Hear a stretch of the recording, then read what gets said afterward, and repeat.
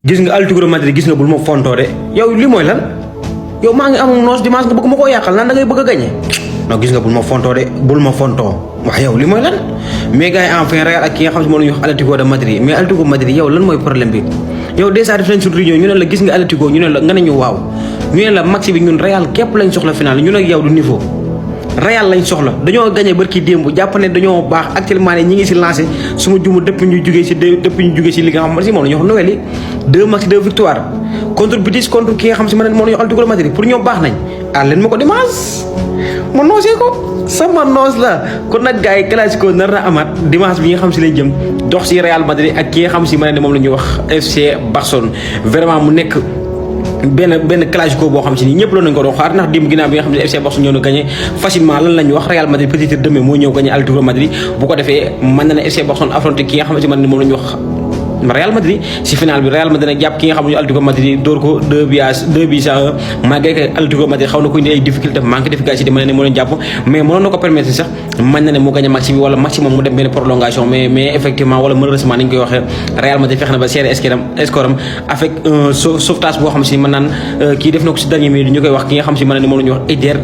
maanaam Militao sax man Tchouaméni kon nag gars yi na ngeen préparé kan bi neex na si lañ jëm semaine bi mais semaine bi ñu jëm na ngeen xam ne damay lekk Real Madrid bu soobee. ëpp naa Vinicius trop mais bu ñu waxante dëgg tey Simeone moo tooñ ki nga xam si mën na ne moom la ñuy wax Vinicius Junior xam ngeen mag ci tey bi ak ki nga xam si moom la ñuy wax Real Madrid Atlético de Madrid mën na ne ginnaaw bi nga xam si mën ne Xabi Alonso mi ngi def changement di génne Vinicius Junior di indi suma juumul Mascherano la indi xawma ki nga xam si moom la ñuy wax Mascherano pardon la indi mais si nekk noonu ginnaaw bi nga xam si mën ne Vinicius Junior mi ngi génn ki nga xam si man moo ñu wax Diego Simeone moo ko provoqué moo ko tooñ ku xam Vini nag ku xam si wax moom boo ko déclenché moom yaay noppi mais dafa dajeek benn course boo xam si moom tamit dafa xaw nekk course boo xam li muy tooj bëri na ay waxam bëri na ay seesam ci biir terrain en fait bëri na ginnaaw bi nga xam si mi ngi génn lan la ko Simeone wax li ngeen ko gisee nii si photo bi déglul cible yi nga xam si man ne ñu ngi ko cible si kaw peut-être image bi li muy boo gisee image bi rek parfois image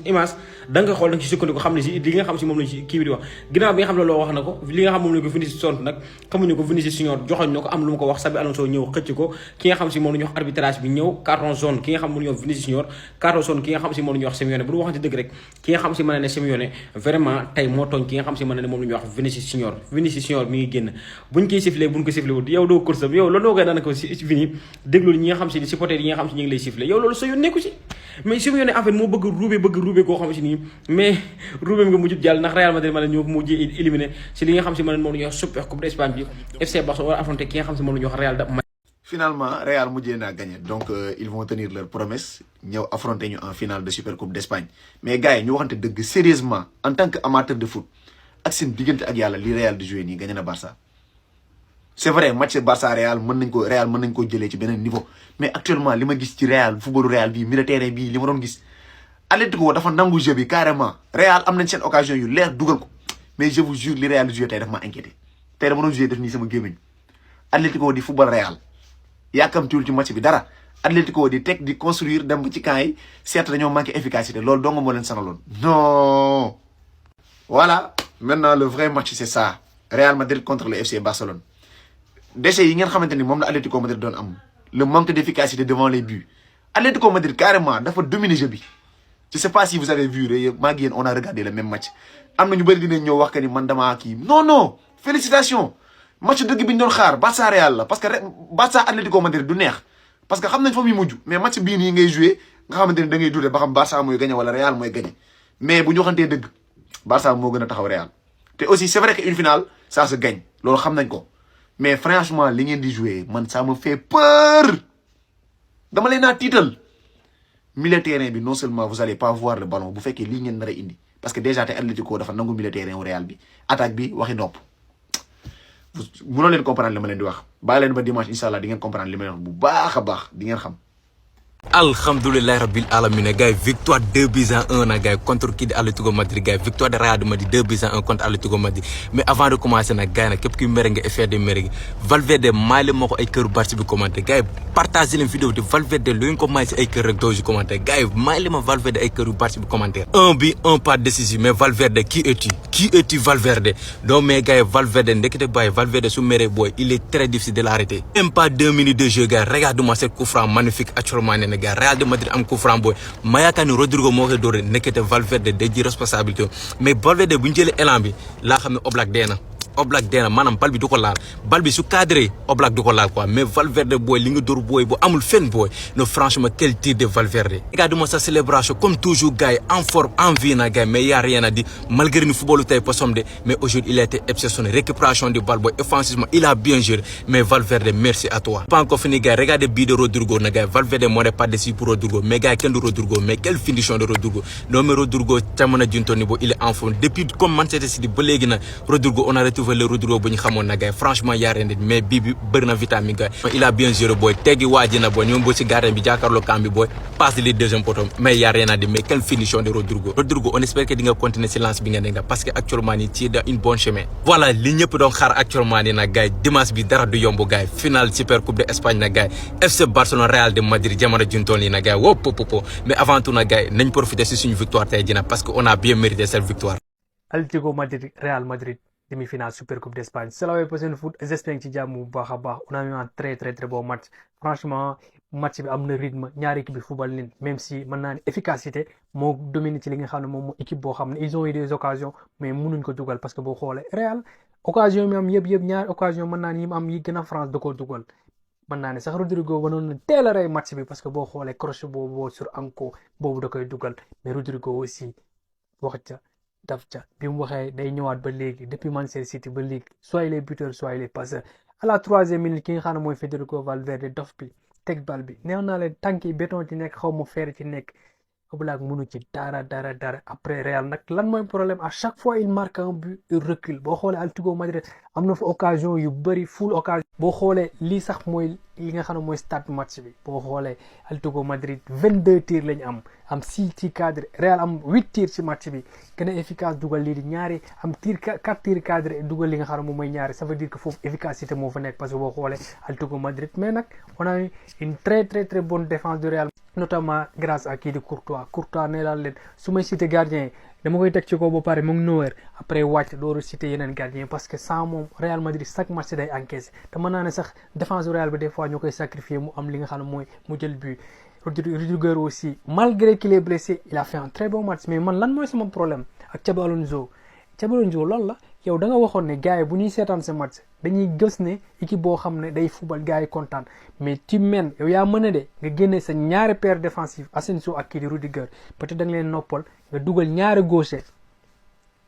Ferland ak kii Garcia même si des fois ki nga xam ne mooy Franck Garcia des fois day football comme ailier nga toogal Vinicius tout mais man changement boobu kontaan comme si da nga ragal Atlético Madrid Atlético sëpp même si y a eu benn occasion boo xam ne boobu naroon dugg surtout à 2-2 mais daal Real Madrid a su gérer le match mais genre match yi am na équipe yoo koy def ça marchera pas parce que Atlético efficacité bi nga xam ne amuñ ko ci devant les buts yeneen équipe bi duñ baale boo xool Sorloth occasion bi mu gën a am da ko def ci fond parce que défense bi des fois aussi c'est à la rue mais en tout cas daal Real va défier le FC Barcelone léegi tam ñu xool ndax rythme bi mu yoree nii surtout mën naa ne 100 minutes boo xoolee premier mi-temps yokku nañ ay 3-4 minutes deuxième mi-temps aussi ñu yokk 7 minutes mën naa ne 100 minutes surtout match boo xam ne rythme j'espère qu'ils vont venir fraîche te final la classico la lu nekk man ne ci xeet kenn du wax ne kii moo man sa morom. peut-être moom dafa yaakaar ne tànk yi béton moo ci nekk ku ko tàggal yaay gaañu su dooree bal bi par force bu jaaree si kaay day dugg incroyable li may wax rek. je vous l'avais dit waxoon naa leen ko tànk yi béton moo ci nekk xaw ma fer armé xaw ma lan moo ci nekk Federico Valverde en plus Valverde il revient en puissance tey buteur ay passeur te ngan di match la def que ce soit latéral que ce soit milieu terrain mën naa ne effort offensif. C'est vraiment le vrai capitaine du Real Madrid il a été exceptionnel gëj nañ gis Fede Valverde bu mel nii même si dañ ko daan def mais temps yi passé ba luñ gisee mën naa ne pépin physique la doon léegi des fois sax am na yenn match football en plus il y avait des soucis yoo xam ne day wax dañoo waxoon du football latéral day football excentré day football milieu mais tey match bi mu lay defal récupération passe surtout passe bi mu passe kii nga xam ne mooy Rodrigo c'est juste phénoménal Olof Ndiaye day wax gor sa wax ca bi nga waxee da ngaa def parce que temps yi passé maa ngi doon expliquer ne moom dafa jël décision ne Real Madrid supporters yi dañuy gisaat Rodrigo bi nga xam ne moom lañ daan gis te moo ngi commencé wane depuis contre Manchester City Rodrigo est présent que ce soit dans le jeu que ce soit des passes décisives soit li nga xam ne mooy depuis lors contre Man City dafa dugal benn Alaves mu dugal benn but contre Séville 2 passes décisives contre Real Betis 2 passes décisives contre Atlético benn passe décisive que dire moom mi nga xam ne toogoon na plus de 30 matchs enchaînés mën naa ne mars bile ba li nga xam ne mën naa ne mooy mois de novembre décembre ci la commencé war dugal mais depuis lors c'est vraiment le patron Vini kenn xàmmeetu la Vini 2022 ba 2024 t'étais l'un mën naa ne sax le meilleur joueur du monde ku ko waxul rek mën naa ne da ngay wax lu la neex t'étais le meilleur joueur du monde ailier bu fi taxaw Vinicius ngay njëkk a wax ailier bu fi taxaw sax mën naa ne doo ko takkale ak kii di Vinicius mais dafa mel ni léegi benn joueur lambda la joueur boo xam ne mën naa ne léegi bu ñuy limee ay joueurs sax mën nañ ñàkk bëre Vinicius te lenn dafa am aussi on peut comprendre dafa am ay problème mën naa ne par rapport ak waa Mbappé c'est leader wala beneen course ngeen am ay problème mais tamit jàppaloo sa bopp Vinicius dañuy waxan dëgg quoi parce que Vinicius des fois même ses supporters léegi dañ lay yuuxu ça c'est anormal je peux comprendre parce que jox leen ngi leen lii di ñaari Ligue des Champions mais da nga war a xam leen Real Madrid moo leen joxee 10 Ligue des Champions sax ñoom dañoo exigeant def leen fi Cristiano Ronaldo mu jël lii di Ballon d'Or ñëw célébrer ko mais il a pas fait un très bon match dañ ko yuuxu parce que ñoom identité bi la c'est des gagneurs mais Vinicius léegi c'est l'ombre de lui-même il est indéfendable parce que boobu da nga daan wax waaw on peut comprendre il y a eu des cris racistes yeneen ko mais Vinicius aussi dans le jeu dimbalul boppam Vinicius léegi percussion sax par match la koy def des fois mën na la ñëw génne la match beneen match bi nga ñëw doo sax gis kii di Vinicius Junior parce que là bu continuer nii damay ragal Real def li nga xam ne moom mooy sacrifice jaay ko. Catalan ñoom bu ñu sañoon Atlético dugal fee tax loolu rek ngeen doon mocc loolu moom xam naa ko moom gis naa leen ngeen naan woy Real Madrid lañu faral parce que dañoo bëgg Real Madrid fekk ñu final waaye ñu tasanteeg moom dañu ko pour yéen loolu lay yombee ñun dóor Bilbao bii 5 ngeen jàpp ni Bilbao la mooy Real Madrid ba dimanche rendez-vous dimanche incha allah mais xam ni lépp dëgg la non Fede Valverde moom laay njëkkee il a reçu beaucoup de critiques ces temps-ci ci milieu de terrain bu mu doon joué